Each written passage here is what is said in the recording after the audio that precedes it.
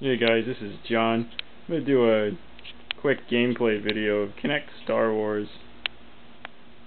One of the things I think that kind of frustrates me a little bit is basically seeing some of the trolling that's been so obvious, and I apologize for my camera being really crappy, but I want to show you if the game does work. And I want to show you me playing it. First thing I'm going to do is I'm going to show you the speeder bike level, because Joe says this is so hard. Well, we're going to see how easy it really is. You know, the game's not great. In fact, I had to re-record this. Found out that I had my TV set in 3D. The loading screens are horrible in this game. Campaign's mediocre. It would probably get like a 5 or 6 out of 10 for me, but pod racing's great. That'd be like a 9 or a 10. I'll do quick pod racing. I'll move the camera up when I pod race after a minute. But I just want to show you the speeder bike, and I'm going to show you one quick lightsaber. There's also a battle. There we go. See how easy it is to lean? Look, subtle gestures. People are like, oh, the Kinect can't recognize subtle gestures. Look how subtle I am. I'm not moving like crazy to lean. I don't understand. Now, the one weird thing I don't like is it auto shoots. And if you want to brake, you just do this. But look how subtle it is to move. It's really not that hard. The people that told you this game is, it's too hard to maneuver the speeder bikes, they're flat out lying. I'm so sick to see all these lies about this game. It's not a great game, but it's really not that bad. In fact, it's got me excited about Harry Potter Kinect, because I really think that the Kinect is a good gaming device, and I'm so sick of hearing all these people that are, there's a group that just doesn't want to move. I saw it with the Wii, and I see it again with the Kinect. But you can see, I don't really have a problem controlling the speeder bike. I might get killed, but the difficulty's a little too easy in my opinion. But you can see, so I'm going to race through it. We'll see how well I do. Joe's like, oh, you can't control it. These people are either making up lies or they have no coordination. Well, I'm not doing a great job now, but I'm not paying attention. And it's a flat-out embarrassment. Sometimes you can skip the cutscenes. I'm going to actually skip ahead.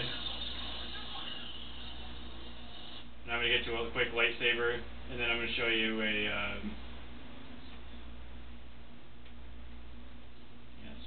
I'm going to show you a quick space battle, and then we're going to go to pod racing, which is my favorite. And then I may cut the video, and I may do the remainder, dance, Rancor mode, and Duel of Fate in the next video, just because these videos will be quite long. But just so you know, if you're curious what I would give this game, let's see. Maybe I'll do the space shooting, and then I'll do the lightsaber. Yeah. The storyline's pretty crappy in the game, but if you're wondering what I would give the game, I'm giving the game a 7.5 out of 10. Kinect Star Wars is actually a great family game. It's not the hardcore game I was hoping it was. I was hoping for Force Unleashed. It's not Force Unleashed. It's not Jedi Knight. It's not Jedi Knight 2. It's not even Jedi Academy. It's definitely not Knights of the Old Republic. But for what it is, it's a one-of-a-kind experience, and that's what the Kinect's about. I'm going to skip the cinematics. You don't really need to care. But look how responsive this is. Now, it's on rails. You're actually, later on, you get to pilot one of the Episode 3 ships, but again, it's on rails. And kind of the whole game's sort of on rails. You can do this and it'll dodge a mine. You kind of got to aim it. I don't have one. You got to reload. I find sometimes that you got to do a very subtle gesture, otherwise you're too jerky. Sometimes I'm too jerky because I'm too quick to just want to throw it. I'm trying to be subtle. It's very difficult, and I think that's what kind of people have a hard time. They say the Kinect's broken. It's like, look, it does pick up subtle movements. That's the problem. It's actually very accurate. I have a move. I have a Wii Motion Plus. I can tell you a little bit about the capabilities of the Kinect and have something to compare it with, and it's actually very good. It frustrates me when people make up flat-out lies about the Kinect. It's very accurate. It's very close to the move's accuracy, and because it does full-body tracking, in my opinion, it has some advantages over the Move or even the Wii. Now, I give the Wii benefit of the doubt because the Wii came first. You know, but it wasn't the first motion tracking system. People may have forgotten about the Zavix, the Zavix port, and that wasn't even the first either. But you know, it does crack me up when people are like, "Well, the Wii was first." Like, well, technically Nintendo, and actually the Power Glove worked similarly to the original Wii remote without the Motion Plus. So there you go. I'm hoping here we can skip ahead and I get to the lightsaber battle, and then I'll do a quick pod race, and halfway through I'll put the camera up close. But you'll see it, you know, it is very responsive, the controls here.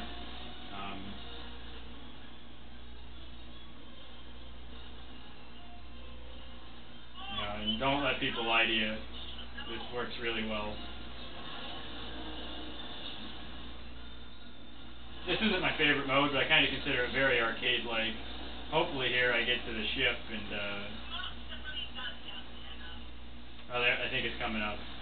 That way I can get to show you a quick lightsaber. The lightsaber combat is very close to one-to-one. It's actually very similar to Skyward Sword. People are going to say, oh, I'm being blasphemous, but, you know, I'm only telling you how it is. It's very close to Skyward Sword's controls. And, you know, and the Skyward Sword, as amazing as the game is, by the way, Skyward Sword is a much better game than this is, but as amazing as the game was, Skyward Sword's controls were great, but they weren't anything amazing. It was one-to-one, but you know what? The Kinect can do one-to-one as well.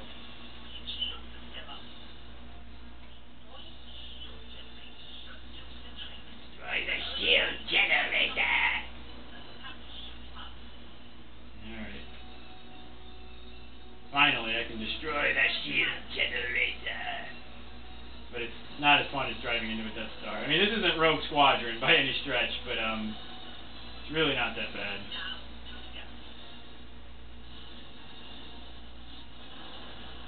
You would have thought that would have blown it up, but hey, what do I know?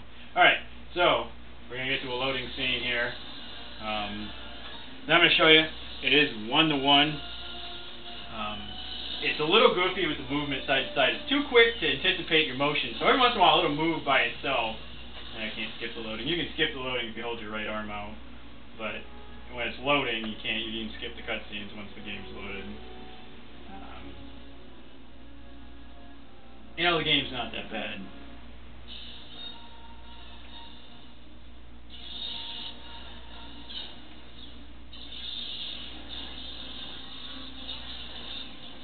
You can see it's tracking me pretty close to one-to-one.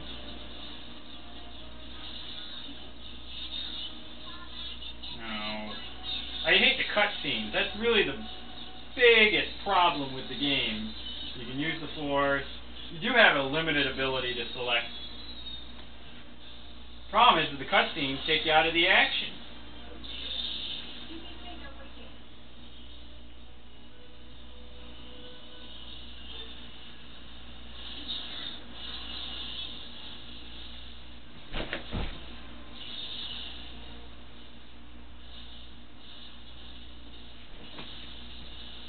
See how it was just kind of attacking? It's too quick to anticipate your moves. It should pick up the subtleties, and instead it's too quick to liberally... I like how you can kick.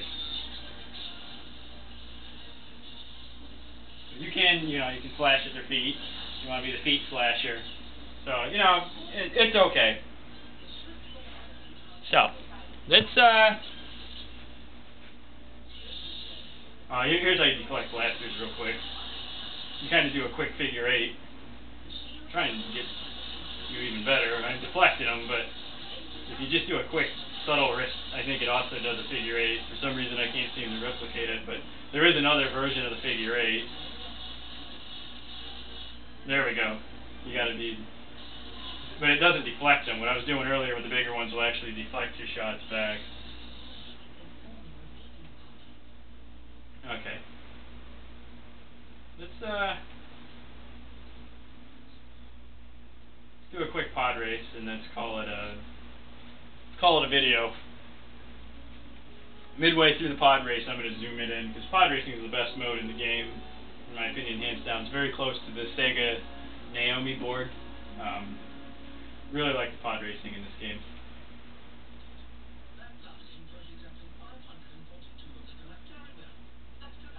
So I'm just going to show you real quick the pod racing with my movements. You got to turn drive assist off, otherwise it pulls the Kinect Joyride and drives for you. I don't want to play Kinect Joyride, so. Oh, voice commands work for the menu as well. There's actually a lot of characters. There's a Destiny mode to pod racing. There's a lot to it. Pod racing would get a 9 out of 10 to me, because it's so close to the arcade machine from Sega. I love it. Oh, by the way, there's 2 players. Look, Angry Joe says there's no 2 players in pod racing. It's right there. So, yeah. There's a plethora of characters. There's 6 tracks. You got to go into the race settings. You can turn off the lines. You can set the difficulty. Now I play on rookie for the AI, but I set my thing on lethal and I turn drive assist off. Otherwise, I keep the racing lane on. So otherwise, you got to memorize the tracks. But so I play like a noob too. But at least I don't have drive assist on. So there's a whole bunch of characters. Actually, there were some back that way. I'll be Anakin. Of course, you got your favorites, the Bulba. This is Anakin from Episode 3, not Anakin as a boy. Yeah. The loading's horrible in these games. That's the only big complaint I have with Kinect Star Wars. I'll do scores for the other games individually when I get done, but overall, Kinect Star Wars is a 7.5 out of 10 for me. It's a very solid Kinect game, and it would be solid. And there's no way it would work for any other system. Everyone's like, oh, it would work. It wouldn't be that fun with the Move, and I don't know how it would work with the Wii. It wouldn't be the same experience. In fact, if it used the controller, it would be a very generic game. So let me get halfway through the race here. See? Alright. Notice how my arms aren't totally way out in front of me, because it calibrates on this point on. And at that point on, if you don't like it to be... Now look how easy I'm able to control my pod. It's very responsive. A lot of people said the boost didn't work. Right there's the boost. There's your gesture to clean your screen. It doesn't cause you to go out of... You do spin a little bit out. You know, it's a little too eager, I think, to take over and say you're out of bounds and reset you on the track. I wish you could change that. You can change the respawn setting if you don't ever want to die, or if you want one death to be your race. But you can see the game does work for me very well. It's very responsive. It's practically instantaneous. I'm going to try and pause it. Alright. So you get to watch me do a comeback. Lucky you guys. Try not to throw the camera. Alright, so you get an ugly view of me. Lucky you guys. Yeah, I'm always honking. Yeah, you know what? I'm going to use a different tissue box, which is sadly enough what I use to stand these things on. Alright, so let's hopefully it detects me still. And you get to watch me race the rest of the race. There's no microphone for this, but voice commands do usually work. Whoa, alright. Put myself out of control. Now there's a lot of gestures you can make. You can use gestures to use items. So if you raise your left arm, for instance, it'll use this little droid that jumps on. Right arm up will use my laser. The controls will work very well. Don't let anyone BS you. This is by far the best pod racing game I've ever played. I mean, I love the N64 original, but this is just like the arcade machine with more tracks. I wish the career mode was longer and there were more tracks, but you can jump by raising your arms up, so I'm going to have to jump here in a minute. We'll see if I can get it. Nope, didn't time it right.